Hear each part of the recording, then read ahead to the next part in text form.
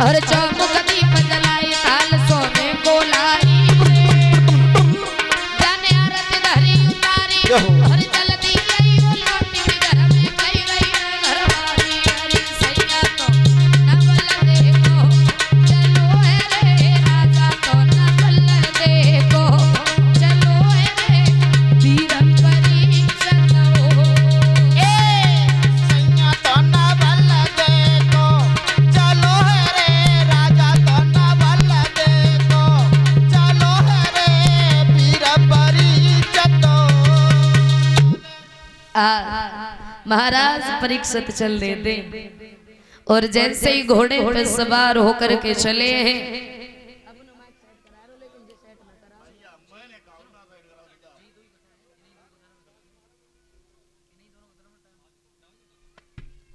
इधर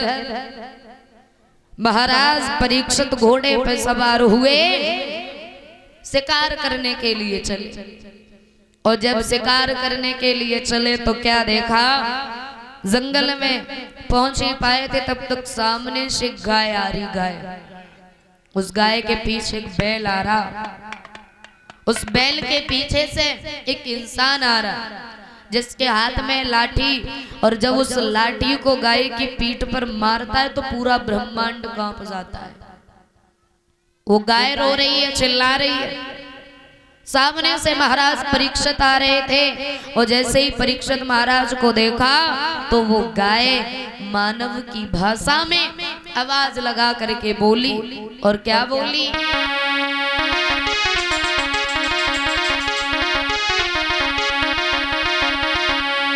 कि कौन है आज मेरी लाज बचाने आए धर्म के नाम पे बलिदान चढ़ाने आए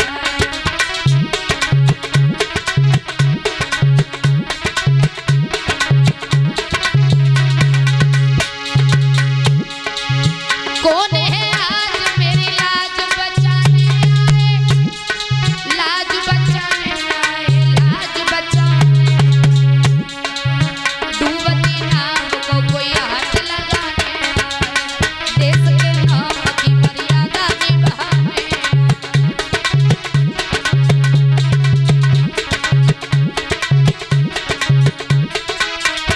और कौन है वीर जो परतंत्र दुखारी माँ को परतंत्र दुखारी माँ को बेड़ियाँ काट के आजाद बनाने आए डूबती नाव को कोई हाथ लगाने आए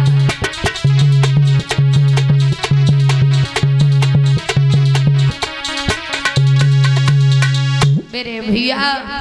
जैसे ही आवाज लगाई उस गाय ने तो महाराज परीक्षित जी ने देख लिया। महाराज आगे बढ़े भाई कौन है जो इस गाय को मार रहा है। आगे बढ़ करके महाराज जैसे ही चिल्लाने लगे तो पूछ लिया कौन हो तुम और इस गाय को क्यों मार रहे हो। तो वो इंसान तो कुछ नहीं बोला पर वो जो बैल था वो बैल आगे बढ़ा। एक बात कही महाराज हम तुम्हें बताते ये कौन है। कौन है महाराज जो तुम ये गाय देख रहे हो ये कोई साधारण गाय नहीं है। कौन है ये गाय है पृथ्वी। ओ महाराज मैं कोई बैल नहीं हूँ मैं धर्म हूँ और तुम जो ये इंसान देख रहे हो चांडाल ये कलयुग है। और महाराज सतयुग त्रेता द्वापर में सत्य था धर्म था और जब से ये कलयुग आया तब से धर्म की तो बात रही नहीं और सत्य तो बिल्कुल है ही नहीं। और ये बात बिल्कुल सच है मामा पता है। रही बात सत्य की तो सच बताना इतने लोग बैठे हैं। ऐसा व्यक्ति कौन है जिसने अपने जीवन में आज तक सिर्फ सत्य बोला हो कभी झूठ ना बोला हो। बताओ है कोई विचार करो। अब एक बात बताएं सत्य बोलने की कोशिश भी करो सत्य बोलने की कोशिश करो रविंद्र भैया। तो ये जो फोन होता है ना फोन ये झूठ बुलवा देता है भाभी है ना। अब विचार करो कि अभी रविंद्र भैया के पास तुम कॉल करो और गुस्सा में कहो कहो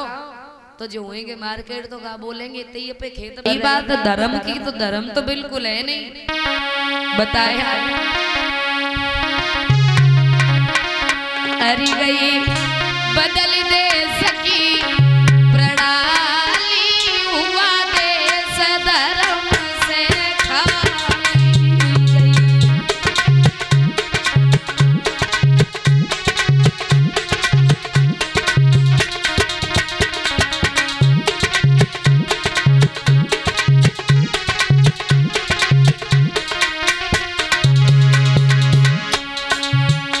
गई बदल दे सकी प्रणाली रे हुआ देश धर्म से खाली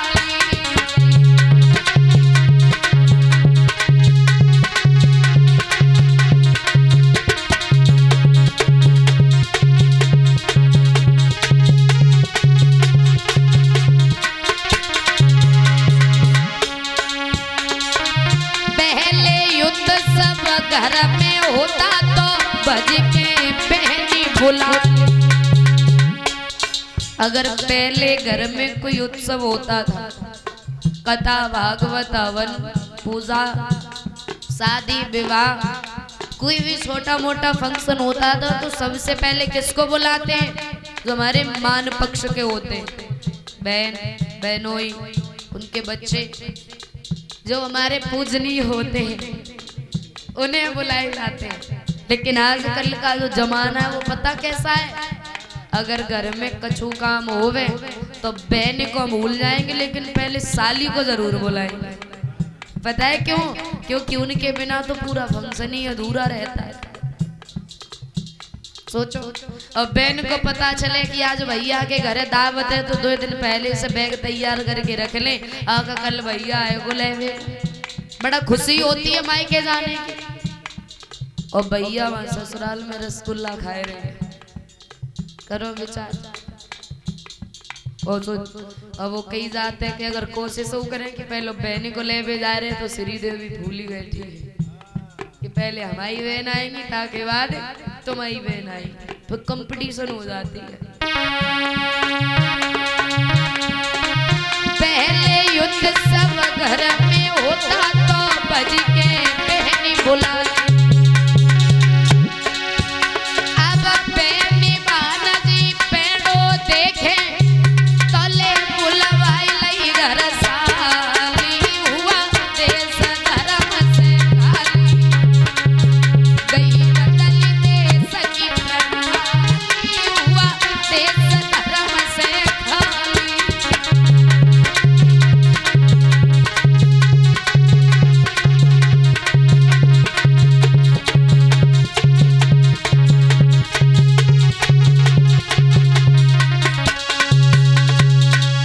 आगे बढ़े महाराज परीक्षित तलवार निकाली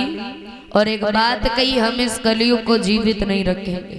मारने के लिए तलवार निकाली तो कलयुग ने एक बात कही महाराज मैं इतना बड़ा पापी नहीं हूं जितना आपने सोच लिया हो धीरे धीरे समय गुजरता चला जाता है आज महाराज परीक्षित ने तलवार जब मारने के लिए निकाली तो कलयुग बोला महाराज इतना भी बड़ा पापी नहीं हूं जितना तुमने सोच लिया मतलब इतने भी अब गुण नहीं है कुछ गुण भी है मेरे अंदर क्या गुण है तेरे अंदर मेरे अंदर महाराज 2 गुण है पहला गुण सतयुग त्रेता द्वापर में जो लोग अपने मन में गलत बात को सोच लेते थे उन्हें मनसा पाप लग जाता था लेकिन हमारे इस कलयुग के अधिकार में जब तक हम कोई गलत कार्य करेंगे नहीं तब तक हम दोषी नहीं माने जाएंगे और दूसरा सतयुग त्रेता द्वापर में लोग हजारों वर्षों तक तपस्या किया करते थे भगवान की लेकिन कोई लाभ नहीं होता था पर हमारे कलयुग के अधिकार में अगर सच्चे मन से भगवान की पूजा करो भक्ति करो तो जीवन में आनंद ही आनंद है अब इच्छा तुम्हारी है चाहे मार दो चाहे छोड़ दो तो महाराज परीक्षित आगे बढ़े एक बात कही हम तुझे मारेंगे नहीं कुछ जगहें बताए दे रहे हैं उन जगहों पर वास करोगे कौन सी जगहें सुनो कि जिस जगह जुमा की बाजी हो और झूठी गपोड़ियां चलती हो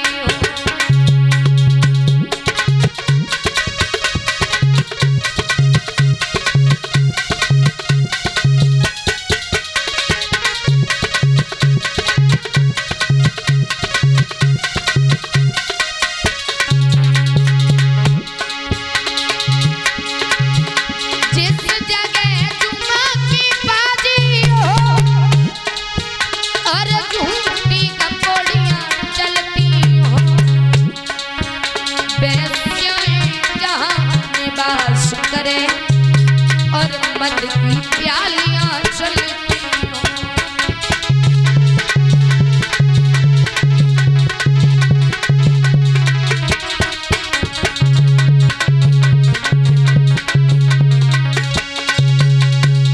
जैसे ही कहा महाराज परीक्षित की बात सुनकर के कलयुग बोला महाराज अब तुमने सारी जगहें तो ऐसी बताई हैं, अब एक जगह ऐसी बता दो जो कि हम कुछ देर बैठ करके विश्राम कर सकें। तो कह दिया जाओ तुम कंचन में वास करो। कंचन में सोता है सोना। महाराज परीक्षित के सिर पे मुकुट था सोने का। कलयुग ने छलांग लगाई, महाराज के सिर पे सवार हो गया। बोलिए कन्हैया लाल की। एक प्यारा सा कीर्तन तालियों के साथ में बोले।